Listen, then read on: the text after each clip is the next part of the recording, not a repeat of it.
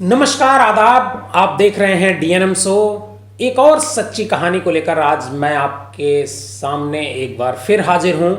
कहानी को शुरू करने से पहले एक अपील, अगर आपको हमारे प्रोग्राम पसंद आता है तो आप हमारे चैनल को सब्सक्राइब कीजिए और शेयर कीजिए। दोस्तों, अगर आपको भी अपने इलाके की कोई सच्ची कहानी जाननी और सुननी है तो मुझे मेल कीजिए और कमेंट बॉक्स में ज़रूर लिखिए। सच्ची कहानियों का यह संसार आपके लिए ही है। आइए आज की कहानी शुरू करते हैं। वह तारीख थी इस साल यानी 2022 की 12 फरवरी। शाम का धुंधलका छा गया था। ठंडी हवाओं ने लखनऊ वालों को खासा परेशान कर रखा था। सड़कों पर गर्म कपड़े पहने लोग जल्द से जल्द अपने आशियानों की तरफ बढ़े जा रहे थे। इसी ठंड मौसम में डीजीपी मुख्यालय के सिग्नेचर बिल्डिंग में काम करने वाली महिला कांस्टेबल रुचि सिंह चौहान भी घर के लिए निकल गई। वह अर्जुनगंज में किराए पर रहती थी। रास्ते में उसकी भाभी का फोन आया। रुचि ने बताया कि वह कैब में है और पीजीआई के पास पहुंची है। थोड़ी देर में कमरे पर पहुंचकर बात करेगी। इसके बाद फ़ोन काट दिया। करीब 1 घंटे बाद भाभी ने फिर रुचि को फ़ोन मिलाया, पर वह स्विच ऑफ था। शाम का करीब 8 बज रहा था। भाभी ने सोचा कि रुचि खाना वगैरह बनाकर रही होगी, डिस्टरबेंस ना हो इसलिए उसने फ़ोन बंद कर दिया होगा। खैर, भाभी ने इंतज़ार किया और सोचा कि शायद अब रुचि खाना वगैरह खाकर फ्री हो गई होगी और एक बार फिर मिला लिया जाए। पर फ़ोन तो इस बार भी बंद निकला। भाभी को लगा कि दिन भर ऑफिस का काम करके थक गई होगी, हो सकता है कि रुचि को नींद आ गई हो, इसलिए उसने अब फ़ोन नहीं मिलाया। अगली सुबह भी जब रुचि का फ़ोन बंद मिला तो उसकी भाभी का बेचैन होना स्वाभाविक था। भाभी ने रुचि के साथ काम करने वाली एक महिला कांस्टेबल को फ़ोन लगाया ताकि कुछ पता चल सके। उसने बताया कि यूपी इलेक्शन की वजह से डीजीपी ऑफिस आज भी खुला हुआ है, पर रुचि अब तक नहीं आई है। आप परेशान मत हो भाभी, हो सकता है कि नेटवर्क में दिक्कत की वजह से फ़ोन बंद हो। मैं पता लगाकर आपको बताती हूँ। इसके बाद रुचि की सहयोगी ने उसे दिन में कई बार फ़ोन लगाया, पर हमेशा फ़ोन बंद ही मिला। अब साथी कांस्टेबल का दिमाग भी ठनका। वह बहुत दिनों से रुचि के साथ काम कर रही थी और ऐसा पहले कभी नहीं हुआ। शाम को काम खत्म कर वह अर्जुनगंज स्थित रुचि के कमरे पर पहुंची, पर वहां देखा ताला लगा हुआ था। उसने मकान मालिक से इस बारे में पूछा तो उन्होंने बताया कि रुचि कल सुबह दफ्तर के लिए निकली थी, तब से वापस नहीं आई है। जब रुचि की 2 दिनों की छुट्टी होती थी तो वह अक्सर अपने घर बिजनौर चली जाया करती थी। हम लोगों को लगा कि शायद इस बार जल्दबाजी में बगैर बताए वह बिजनौर चली गई है। इस बीच रुचि के गुमशुदगी की खबर सोशल मीडिया पर वायरल हो गई थी। इस बीच रुचि के घर वाले भी बिजनौर से लखनऊ आ गए और इधर उधर भटकते रहे, पर उनकी बेटी का कुछ पता नहीं चल रहा था। रुचि के लापता होने के 5 दिन बाद 17 फरवरी को डायल 112 पर एक फ़ोन आता है। उधर मौजूद शख्स बताता है कि पीजीआई के सामने कल्ली पश्चिम मोहल्ले के नाले में एक नव युवती की लाश पड़ी हुई है। पुलिस मौके पर पहुंचती है। लाश को नाले से निकालकर पोस्टमार्टम के लिए भिजवाया जाता है। करीब 2 दिनों तक उस शव की पहचान के लिए कोई नहीं पहुंचा। 19 फरवरी को थाने थाने भटक रहे रुचि के घर वालों को उनके इलाके बिजनौर का रहने वाला एक पुलिस वाला मिलता है। उसने बताया कि उसने 2 दिन पहले वायरलेस पर सूचना सुनी थी कि पीजीआई के पास नाले में एक युवती की लाश मिली है। रुचि के परिजन पोस्टमार्टम हाउस पहुंचे हैं। जैसे ही उन्होंने इस युवती का शव देखा, रोना पीटना मच गया। यह उनकी बिटिया रुचि ही थी। यह बात जंगल में आग की तरह फैल गई। अब पुलिस एक्टिव हो गई। रुचि का मोबाइल फ़ोन उसके शव के साथ ही मिला था। उसका कॉल रिकॉर्ड निकलवाया गया। पता चला कि पिछले 3 महीने में रुचि की बात एक फ़ोन नंबर पर सबसे ज़्यादा हुई। यह फ़ोन नंबर प्रतापगढ़ जिले के लालगंज तहसील में तैनात तहसील पद्मेश श्रीवास्तव का था। फ़ोन स्विच ऑफ होने से पहले भी इसी नंबर पर रुचि की बात हुई थी। पुलिस को लगा हो न हो इस मर्डर से तहसीलदार साहब का कनेक्शन जरूर है। रुचि की लाश मिलने की जानकारी मिलने के बाद तहसीलदार कहीं फरार न हो जाए, इसलिए तत्काल एक पुलिस टीम प्रतापगढ़ के लिए लखनऊ से रवाना हो गई। रात 12 बजे लखनऊ से चली टीम सुबह 4 बजे प्रतापगढ़ पहुंच गई। प्रतापगढ़ शहर के कंपनी बाग इलाके में ट्रांजिट हॉस्टल है।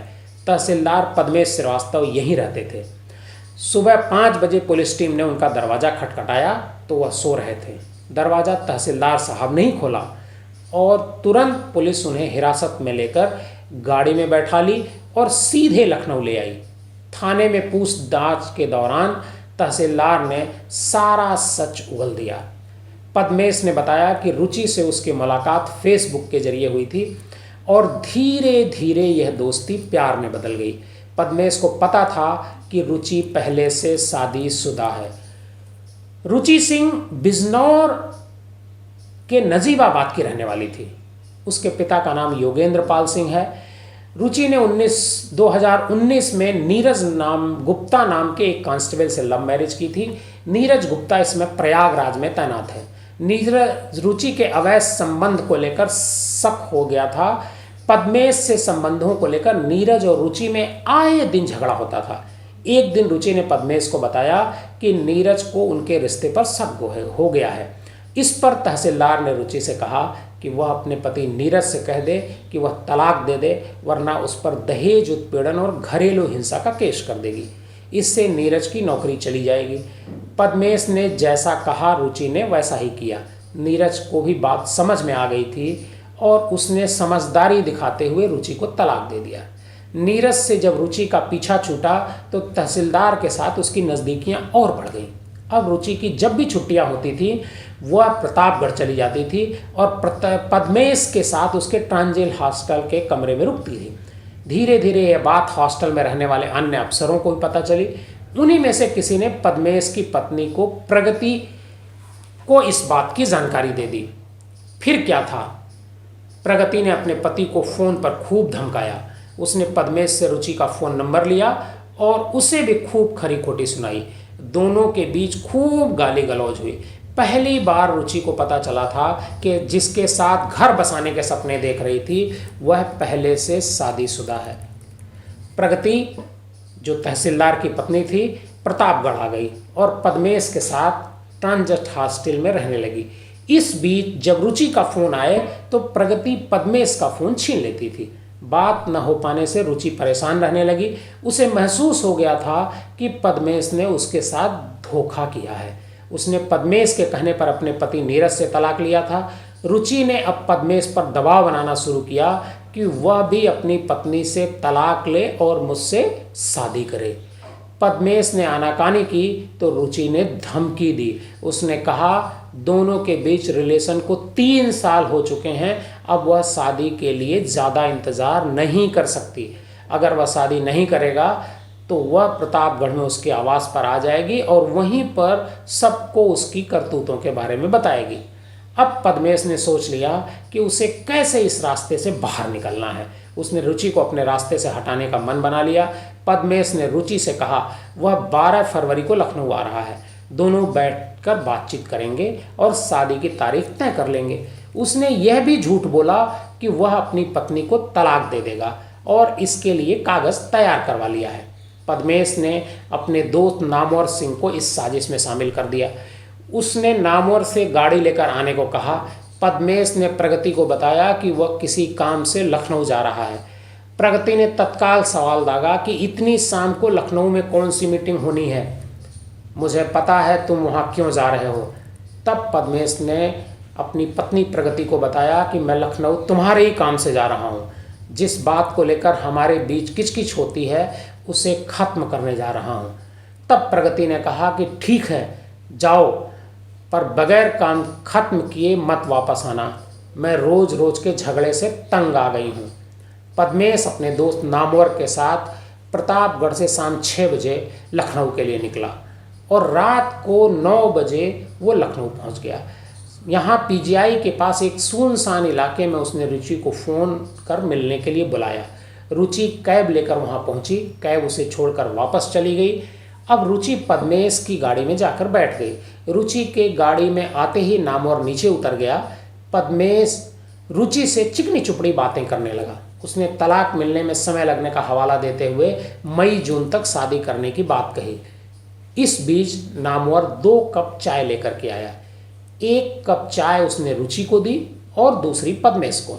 चाय पीने के आधे घंटे के भीतर रुचि बेहोश होकर गाड़ी की सीट पर लुढ़क गई। दरअसल नामवर ने उसकी चाय में ढेर सारी नींद की गोलियां मिला दी थी। रुचि के बेहोश होते ही नामवर सिंह ड्राइविंग सीट पर बैठ गया और गाड़ी पीजीआई के सामने वाले मोहल्ले कल्ली पश्चिम नाले की तरफ मोड़ दी।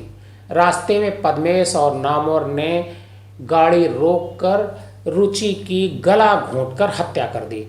फिर उसके शव को नाले में फेंककर वापस प्रतापगढ़ रवाना हो गए। रात 2 बजे पद्मेश ट्रांजिट हॉस्टल पहुंचा और प्रगति से बताया कि उसने रुचि का काम तमाम कर दिया है। इसके बाद नामवर अपनी गाड़ी लेकर घर चला गया। इस तरह अवैध रिश्ते का एक खौफनाक अंत हो जाता है। पुलिस ने पद्मेश श्रीवास्तव, उसकी पत्नी प्रगति और दोस्त नामवर को गिरफ्तार कर लिया। तीनों इस समय जेल में हैं। पुलिस की जांच में सामने आया कि महिला सिपाही रुचि सिंह की हत्या की पूरी साजिश तहसीलदार पद्मेश श्रीवास्तव और उसकी पत्नी प्रगति ने मिलकर रची थी। नामवर तहसीलदार की पत्नी का ही जानकार था, जिसका एक काम तहसील रानीगंज में था, जहां पर पद्मेश तैनात था। रुचि के मर्डर के बदले में पद्मेश ने उसका कार्य करने की बात कही थी। आपको यह कहानी कैसी लगी कमेंट बॉक्स में जाकर ज़रूर बताइएगा। बहुत बहुत धन्यवाद।